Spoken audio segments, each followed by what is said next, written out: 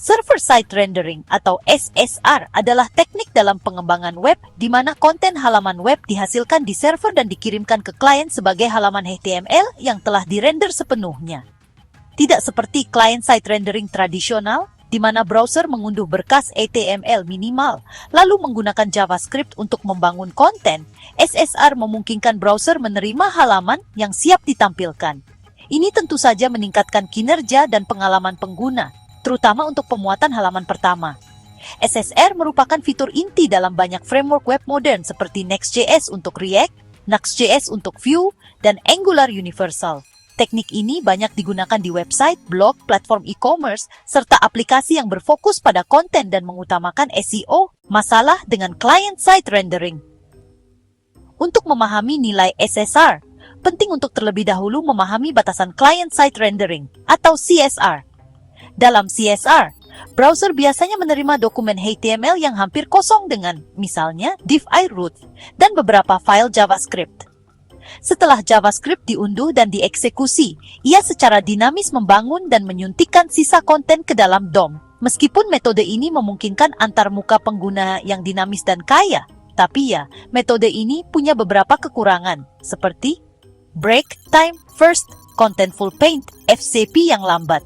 Halaman tetap kosong hingga semua JavaScript dimuat dan dieksekusi.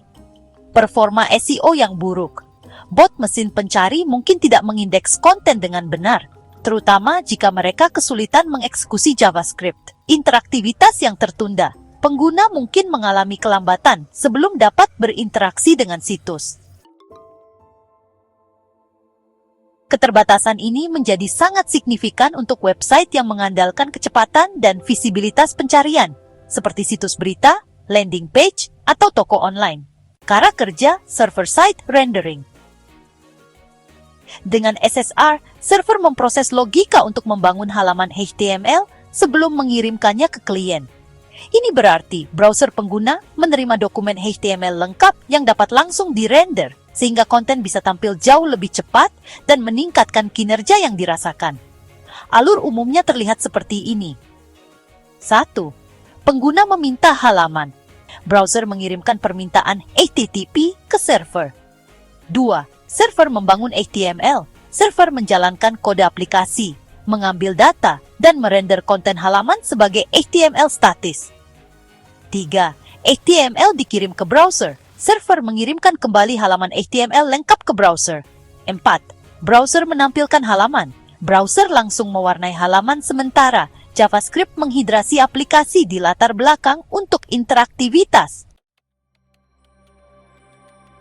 Proses ini mengurangi time to first byte atau TTFB dan memungkinkan pengguna untuk melihat konten hampir seketika. Manfaat server-side rendering. SSR menawarkan beberapa keuntungan utama, terutama jika diterapkan dengan benar, seperti pemuatan halaman awal yang lebih cepat. Karena browser menerima halaman HTML lengkap, konten ditampilkan jauh lebih cepat, bahkan sebelum JavaScript selesai dimuat. Hal ini akan meningkatkan kinerja yang dirasakan dan kecepatan aktual. SEO yang lebih baik.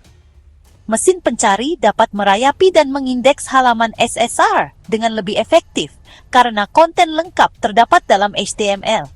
Hal ini penting untuk halaman yang membutuhkan visibilitas di platform seperti Google, Bing, atau situs berbagi sosial. Pengalaman pengguna yang lebih baik. Pengguna di jaringan atau perangkat yang lambat mendapatkan keuntungan dari melihat konten yang bermakna dengan segera, daripada menunggu JavaScript dimuat dan dijalankan. Perilaku yang dapat diprediksi. Halaman SSR dirender secara sama untuk semua pengguna pada awalnya, sehingga mengurangi inkonsistensi antara apa yang ditampilkan di server dan klien. Kekurangan dan tantangan SSR. Terlepas dari kelebihannya, SSR juga memiliki beberapa kekurangan, seperti peningkatan beban server. Setiap permintaan halaman harus diproses dan dirender oleh server, yang berpotensi meningkatkan penggunaan CPU, terutama untuk situs dengan lalu lintas tinggi.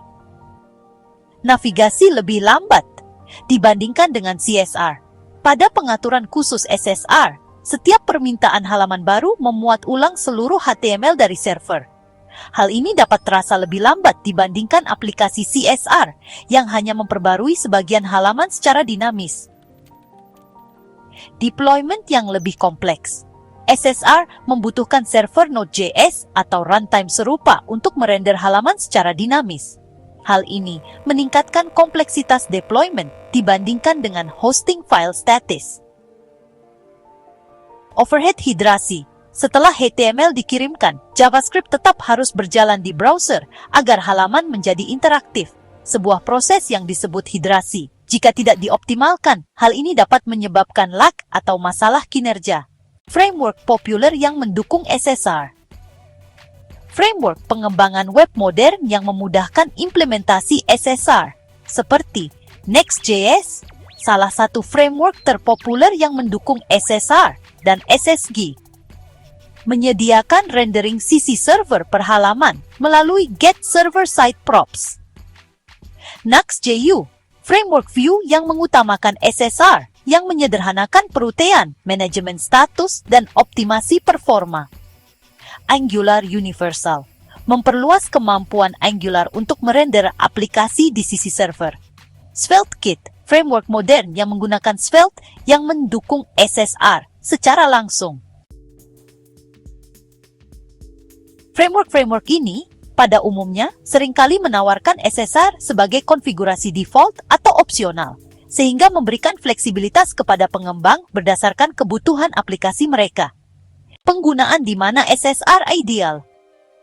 Walaupun tidak semua proyek membutuhkan SSR, beberapa penggunaannya akan mendapatkan manfaat yang cukup signifikan, seperti website berbasis konten, blog, situs berita, dan platform penerbitan yang membutuhkan waktu muat dan SEO yang cepat. E-commerce, halaman produk harus dimuat dengan cepat dan mudah diindeks oleh mesin pencari. Landing page, kesan pertama penting sehingga rendering yang cepat dapat meningkatkan konversi. Aplikasi web yang memerlukan autentikasi. SSR dapat merender konten secara kondisional berdasarkan sesi atau peran pengguna. Jadi, server-side rendering ini menjembatani kesenjangan antara website tradisional yang dirender server dan aplikasi web modern yang JavaScript.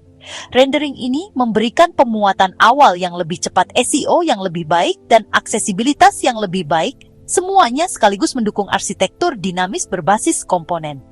Namun, SSR bukanlah solusi instan. SSR menambah kompleksitas dan tidak selalu menjadi pilihan terbaik untuk setiap aplikasi. Memahami tujuan audiens dan persyaratan performa aplikasi kita akan membantu kita menentukan apakah SSR, CSR, atau pendekatan hibrida adalah yang terbaik.